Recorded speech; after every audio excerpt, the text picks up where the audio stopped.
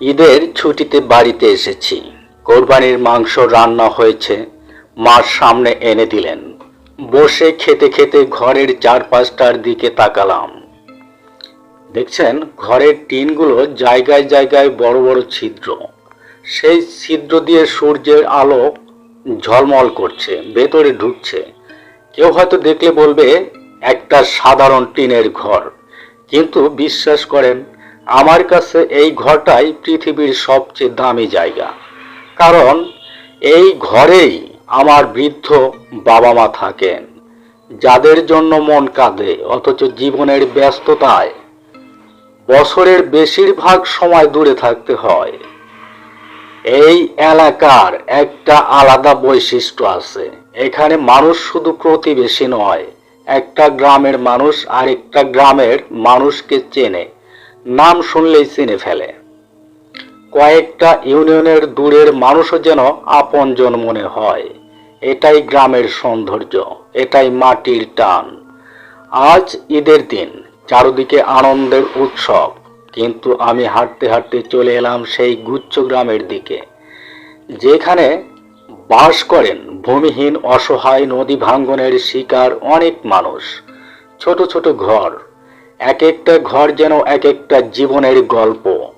সরকার তাদের মাথা গোঁজার ঠাঁই দিয়েছে, কিন্তু জমি দেয়নি, চাষ করার সুযোগ নেই, গরু ছাগল পালার সুযোগ নেই।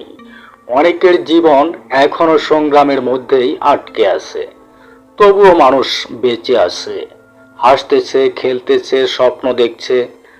আজ ঈদের দিন হাঁটতে হাঁটতে দেখলাম একটা পরিবারের বিয়ের আয়োজন চলছে এই গুচ্ছ গ্রামেরই। কি অদ্ভুত! একদিকে কোরবানির ঈদ, অন্যদিকে নতুন সংসারের স্বপ্ন। জীবন আসলেই এমনই, কষ্ট আর আনন্দ পাশাপাশি হেঁটে চলে। একটু পরেই চোখে পড়ল আম গাছ। ছোট্ট ছোট্ট গাছ, কিন্তু গাছে আম ধরেছে, অনেক গাছেই আম ধরেছে। গুচ্ছ গ্রামের ছোট ছোট ঘরের সামনে দাঁড়িয়ে আছে। দেখতে খুব সাধারণ, কিন্তু পরিবেশটা খুবই সুন্দর লাগে, ভালো লাগে। কিন্তু এই গাছগুলোও এক একটা আশার প্রতীক। হয়তো কোনো শিশুর আনন্দ, হয়তো কোনো মায়ের স্বপ্ন, হয়তো কোনো বৃদ্ধের অপেক্ষা। অনেকগুলো ঘর, এই যে দেখেন, অনেকগুলো ঘর খালি পড়ে আছে, কেউ নেই, দরজা বন্ধ। তবুও ঘরগুলো পরিত্যক্ত নয়, কারণ এগুলো কারো না কারো নামে আছে। হয়তো তিনি দূরে কোথাও আছেন, কিন্তু যখন নদী ভাঙবে, যখন বন্যা সবকিছু নিয়ে যাবে, তখন এই ঘরটাই আবার তার আশ্রয় হবে। আমাদের এই অঞ্চলের মানুষ খুবই ভালো, ভালো করেই জানেন নিজের ঘর হারানোর কষ্ট কাকে বলে।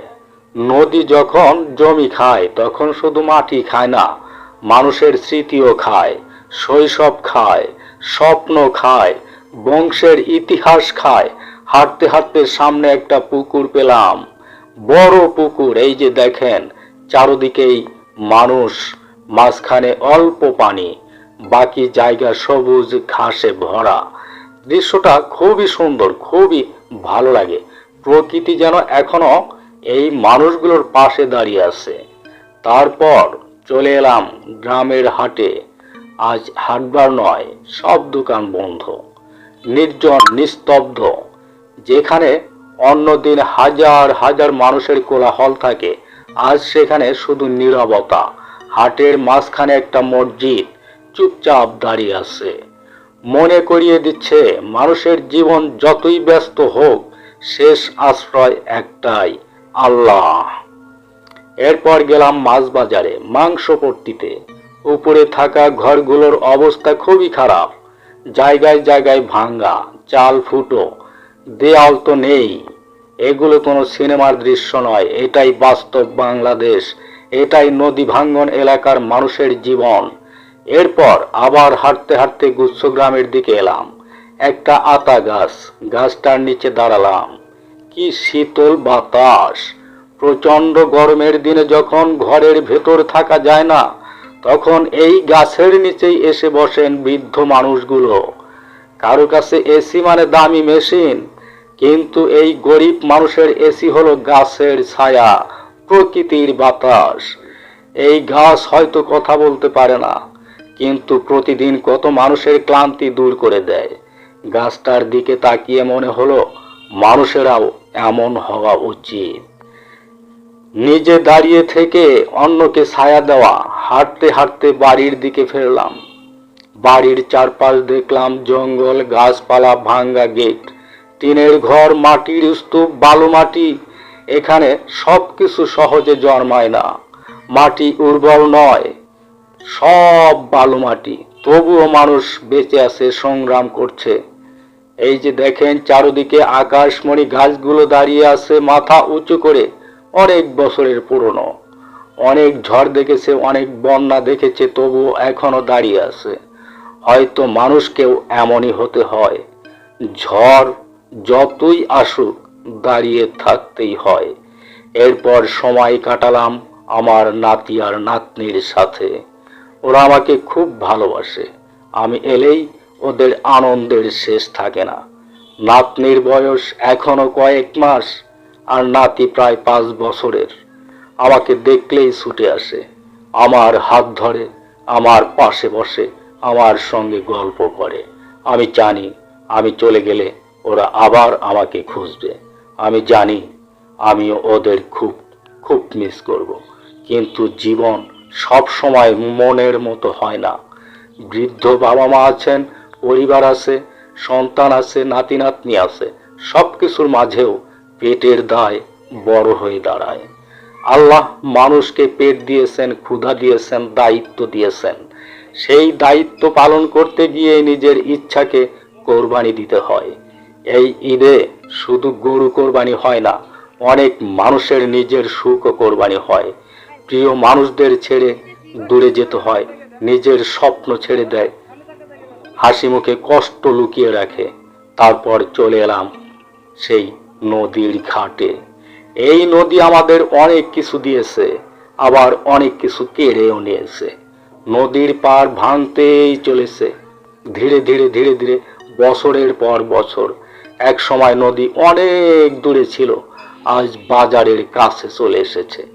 কত বাড়ি ছিল এখানে, কত স্মৃতি ছিল, কত মানুষের জীবন ছিল, আজ অনেক কিছুই নদীর নিচে।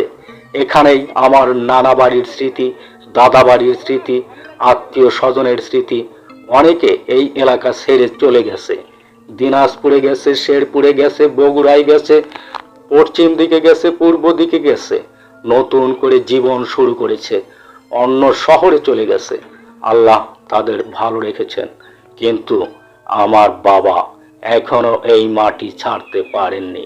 গ্রামের মায়া বড় মায়া, জন্মভূমির টান বড় টান, সবাই পারে না ছেড়ে যেতে।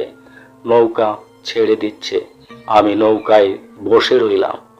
ধীরে ধীরে তীর দূরে সরে যাচ্ছে, গ্রামটাও ছোট হয়ে যাচ্ছে, গাছগুলোও ছোট হয়ে যাচ্ছে, মানুষগুলো ছোট হয়ে যাচ্ছে, কিন্তু স্মৃতিগুলো ছোট হচ্ছে না, বরং আরো আরো বড় হচ্ছে।